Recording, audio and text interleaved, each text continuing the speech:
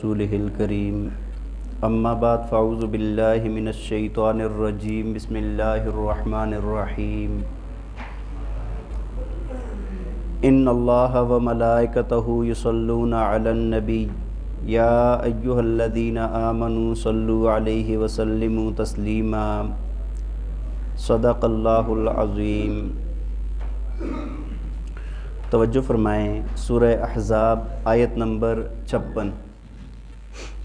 اللہ تعالیٰ فرماتے ہیں، فرمایا کہ ان اللہ و ملائکتہ یصلون علی النبی، فرمایا کہ اللہ اور اللہ کے فرشتے نبی پاک صلی اللہ علیہ وسلم پر درود بھیجتے ہیں۔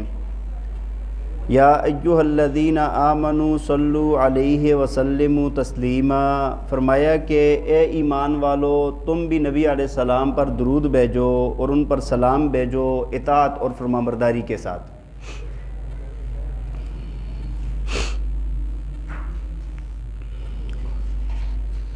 بھائی گزشتہ آیات میں نبی پاک صلی اللہ علیہ وسلم کے حقوق کا تذکرہ ہوا۔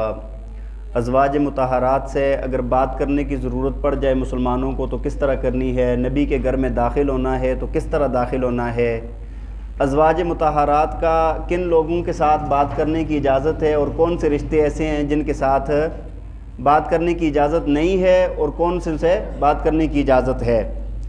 یہ ساری بات بیان فرمانے کے بعد آج کی آیات میں چونکہ نبی پاک صلی اللہ علیہ وسلم کی کفار برائیاں بیان کرتے تھے، آپ صلی اللہ علیہ وسلم پر طعن و تشنیع کرتے تھے، کوئی ساحر کہتا تھا، کوئی کاذب کہتا تھا نعوذ باللہ، کوئی مجنون کہتا تھا، کوئی پرانی کہانیاں سنانے والا کہتا تھا، تو اللہ تعالیٰ نے ان کے جواب میں مسلمانوں کو یہ حکم دیا، فرمایا کہ ان لوگوں کا کہنا کچھ بھی نہیں ہے، فرمایا اللہ کی ذات ایسی ہے کہ اللہ تعالیٰ خود نبی علیہ السلام پر درود بھیجتے ہیں، اللہ کے فرشتے درود بھیجتے ہیں اور ایمان والوں کو حکم ہے تم بھی درود بھیجو۔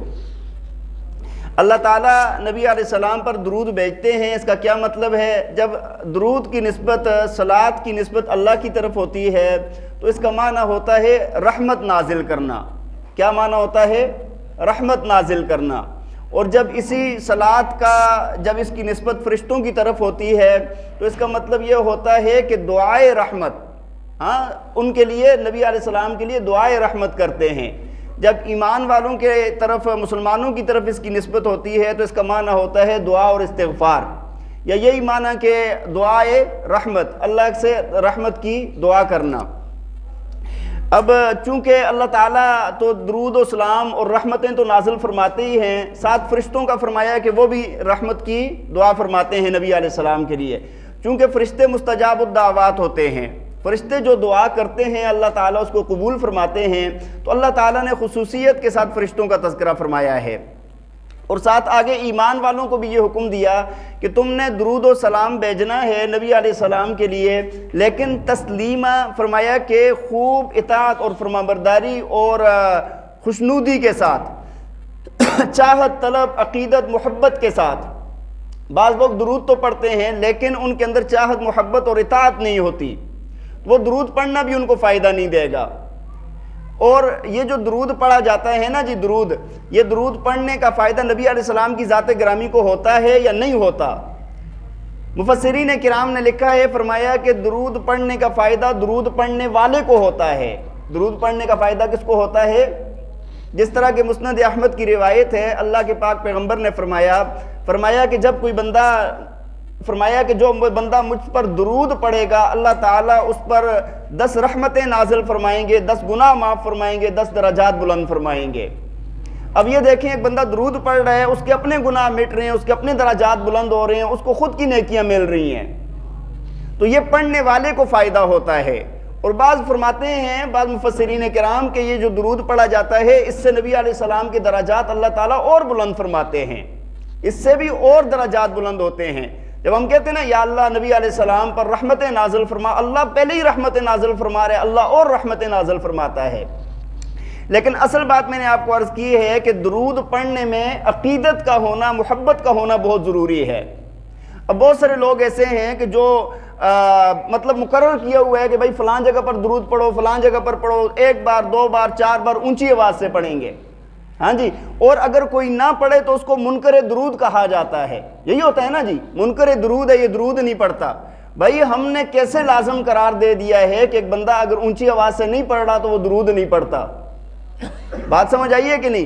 درود پڑھنا تو ذمہ ہے مسلمانوں کے۔ نبی علیہ السلام نے باقاعدہ فرمایا کہ جب میرا نام کسی کے سامنے لیا جائے اور وہ مجھ پر درود نہ پڑھے، فرمایا کہ اس نے جنت کے لیے خطا کر لیا، جنت کا رستہ خطا کر دیا ہے اس نے۔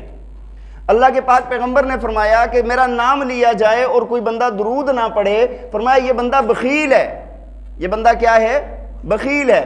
آپ صلی اللہ علیہ وسلم کا نام نامی اس میں گرامی جب بھی آئے گا تو درود پڑھنا مستحب ہے، اور مجلس کی پہلی مرتبہ جب نام آئے گا اس وقت درود پڑھنا واجب ہے، ضروری ہے۔ بات سمجھ؟ پہلے سنت ہے، زندگی میں 1 بار پڑھنا درود، کم از کم 1 بار پڑھنا فرض ہے، اور مجلس کی ابتدا میں کوئی بھی مجلس ہو اس میں پڑھنا سنت ہے، 1 بار پڑھنا سنت ہے، اور ہر بار پڑھنا مستحب ہے، ہر بار پڑھنا۔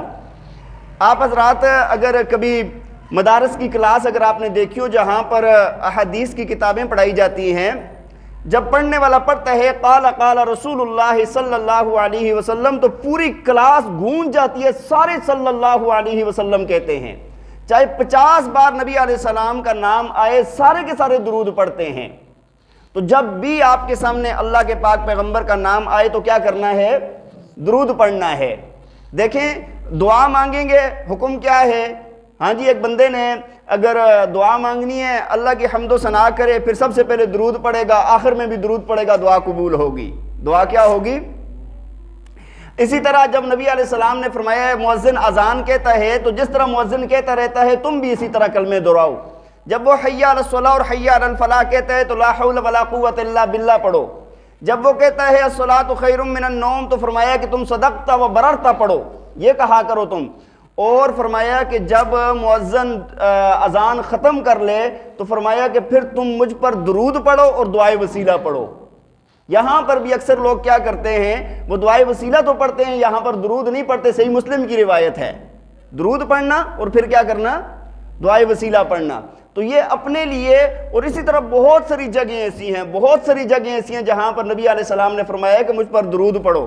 تو ان جگہوں پر درود پڑھنا مستحب کا درجہ ہے، لیکن پڑھنا چاہیے، اور جس بندے کو جتنی محبت اور عقیدت ہوتی ہے وہ بندہ درود پڑھتا ہے۔ آپ صلی اللہ علیہ وسلم نے فرمایا کہ جو بندہ مجھ پر جتنا کثرت سے درود پڑھے گا، قیامت والے دن میرا اتنا ہی زیادہ وہ قریب ہوگا، اتنا ہی زیادہ میرے وہ قریب ہوگا۔ تو بھائی نبی علیہ السلام پر جو بھی موقع آئے درود پڑھنا ہے، لیکن ایک بات میں نے آپ کو جو بات بار بار عرض کر رہا ہوں نا، اس کے اندر عقیدت اور محبت ہونی چاہیے۔ ہاں، جب آپ درود پڑھتے ہیں عقیدت اور محبت کے ساتھ پڑھیں، اللہ کے پاک پیغمبر کی محبت کے ساتھ درود پڑھیں، انشاءاللہ آپ کی دنیا بھی بنے گی، آخرت بھی بنے گی۔ روایات میں یہ بھی آتا ہے کہ جب کوئی مشکل کے اندر بندہ پھنس جائے تو فرمایا درود پڑھو۔ جب مشکل کے اندر پھنس جاؤ تو کیا کرو؟ کوئی بھی ایسا حادثہ ہو جائے تو فرمایا درود پڑھو۔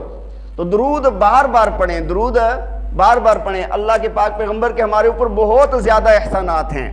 اگر آپ صلی اللہ علیہ وسلم نے ہمیں اللہ کی پہچان نہ کروائی ہوتی تو آج ہم بھی ان لوگوں کی طرح جو بندروں کے سامنے سجدے کرتے ہیں، جو بتوں کے سامنے سجدے کرتے ہیں، جو سانپوں کے سامنے سجدے کرتے ہیں، ایسی دنیا میں بھی لوگ پائے جاتے ہیں جو اعلیٰ تناسل کے سامنے سجدے کرتے ہیں۔ تو آج ہم بھی کیڑے مکوڑوں کے آگے سجدے کر رہے ہوتے۔ یہ اللہ کے پاک پیغمبر کی مہربانی ہے کہ اس نے اپنے رب کی معرفت ہمیں سکھائی ہے، ہم اللہ کے سامنے سجدہ کرتے ہیں۔ بات سمجھ آ رہی ہے؟ تو آپ صلی اللہ علیہ وسلم پر درود پڑھنا ہے۔ اچھا، درود کون سا پڑھنا ہے؟ یہاں پر صلوات کا بھی تذکرہ ہے، سلام کا بھی تذکرہ ہے۔ تو روایات میں آتا ہے جب آپ سے پوچھا گیا تو آپ نے فرمایا کہ اللہم صلی علی محمد وعلی آل محمد کما صلیت علی ابراہیم وعلی آل ابراہیم انک حمید مجید، اللہم بارک علی محمد وعلی آل محمد کما بارکت علی ابراہیم وعلی آل ابراہیم انک حمید مجید۔ فرمایا کہ یہ درود پڑھا کرو۔ دوسرے درود بھی روایات کے اندر آتے ہیں، نبی علیہ السلام کی آل اولاد کا تذکرہ کرنا بیچ میں یہ بھی بہت زیادہ، ہاں، جس طرح وہ ذریاتی ہی کے الفاظ آتے ہیں، وہ آلی ہی کے الفاظ آتے ہیں، یہ سارے کے سارے درود حدیث سے ثابت ہیں، یہ درودوں میں سے پڑھنا چاہیے۔ ہاں، اپنی طرف سے نہیں بنانے چاہیے، ایک بندہ تو نبی علیہ السلام کے لیے دعائیں تو کر سکتا ہے، لیکن اپنی طرف سے درود بنا کے پھر اس کے اوپر فضائل لکھنا اور وہ باتیں کرنا وہ ٹھیک نہیں ہے۔ مولانا اشرف علی تھانوی صاحب رحمہ اللہ نے ایک ان کا رسالہ تھا، انہوں نے بہت سارے درود جو صحیح سند سے روایت ہیں وہ اس میں اکٹھے کر دیے تھے، اگر کسی ساتھی کو کتب خانے سے مل جائے تو وہ لے کے اپنے پاس رکھیں۔ اللہ تعالی ہمیں عمل کرنے کی توفیق عطا فرمائے۔ وآخر دعوانا ان الحمد للہ رب العالمین۔